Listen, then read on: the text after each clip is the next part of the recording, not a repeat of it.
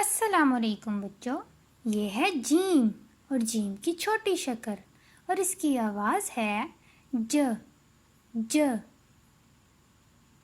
جگ میں ہے پانی جگ، ٹوکری میں ہے جامن۔ آپ کو پسند ہے جامن؟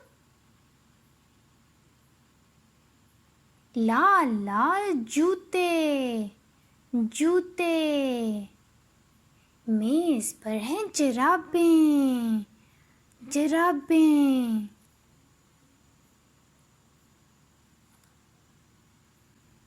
سڑک پر چل رہی ہے جیپ جیپ، آسمان میں ہے جہاز جہاز۔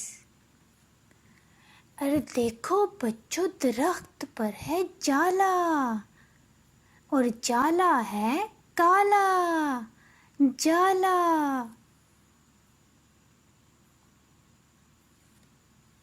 یہ ہے جنگل اور جنگل میں ہیں بہت سارے جانور۔ آپ کو پسند ہے جانور؟